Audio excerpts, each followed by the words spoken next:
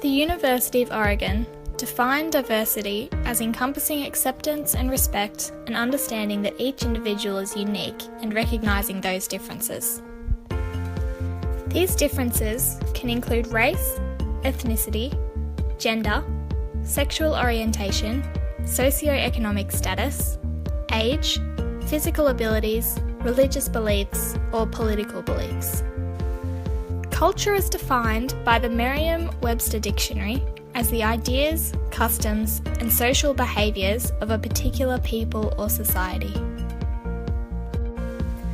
According to the Australian Human Rights Commission, 1 in 4 Australians were born overseas. 46% have at least one parent who was born overseas, and almost 20% of Australians can speak at least 2 languages. An estimated 7 million people have migrated to Australia since 1945. With all the great benefits diversity brings to Australia, there are still 1 in 5 Australians that have to listen to race hate talk every day. I interviewed a 24-year-old female called Emily, who was adopted from Korea. She said when she was at primary school, even though she was Australian and spoke with an Australian accent, she would still get teased by her classmates for looking different to them. She also said they called her a lot of names. In secondary school, the name-calling became less frequent, but many of her peers would still exclude her from social events. She was often asked by classmates for help with schoolwork because they assumed that because she looked Asian, she must be very smart. She also said while so many people were lovely and accepting, there were always people with preconceived stereotypes that could never accept her as being only Australian. Ogbu explains that students from diverse or culturally different backgrounds who are not made to feel accepted and included at school are more likely to feel withdrawn and alone. This in turn often leads to underperformance or dropping out altogether. Implementing acceptance and inclusion in schools is so important for teachers to include in their practice. Richards, Brown and Ford state that as more students from different backgrounds start to enrol in schools, teachers must be versatile and able to educate different cultures, languages, abilities and more.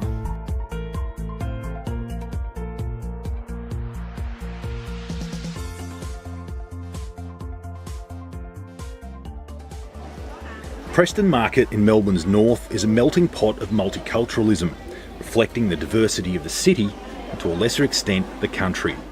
Dr. Stanley Chang's practice is just a few hundred metres away. Despite living in Australia for more than 30 years, he's concerned about a question he still gets time and again. Often people, when they first look at you, they ask you, the question they tend to ask you is, where do you come from? The quick-thinking medico now has a well-rehearsed response. Nowadays, if people ask me, I just say, yeah, Melbourne. But it's an orthodoxy he's keen to change. It's like, okay, if you look Caucasian or European, then, maybe you are Australian, otherwise you're not, which is not right and it's not fair. Podiatry student Min Yang is confronted with a similar situation. Usually the first thing a patient will ask is, so where are you from? Are you an international student? When they hear me start speaking, they get a bit taken aback. And the 27-year-old ticks all the so-called Aussie stereotypes. He's played Australian rules football for years, even securing a premiership with his university club.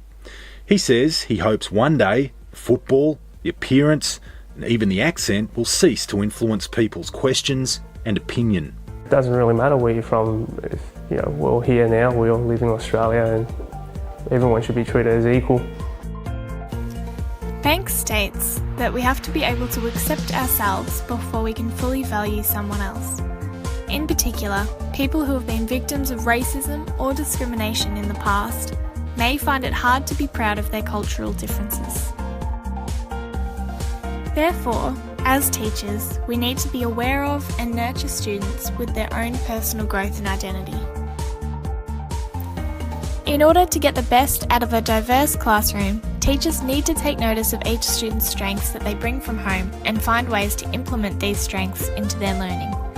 By nurturing these talents from different cultural backgrounds, the students will learn to feel proud of who they are and will then learn to embrace and share their differences with others. This will in turn allow other students who may not be so culturally aware to have a deeper understanding and acceptance of diversity. Richards, Brown and Ford highlight 10 key points teachers can implement in their classes to promote diversity. 1. Acknowledge students' differences as well as their commonalities. 2. Validate students' cultural identity in classroom practices and instructional materials. 3. Educate students about the diversity of the world around them. 4. Promote equity and mutual respect among students. 5. Assess students' ability and achievement validly. 6. Foster a positive interrelationship among students, their families, the community and school. 7. Motivate students to become active participants in their learning. 8. Encourage students to think critically. 9.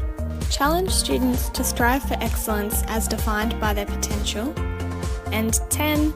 Assist students in becoming socially and politically conscious. Emily said she was lucky enough to have a teacher that was really encouraging and supportive of her cultural background. In cooking classes at school, her teacher asked her to bring in recipes that she might like from Korea for everyone else to try. She said she was made to feel special for being different. This then encouraged her to fly to Korea when she finished school to find out more about where she came from and try to find her biological parents. Chipotle believes that in order for oneself to fully accept others, they need to put aside any personal values or bias they may have.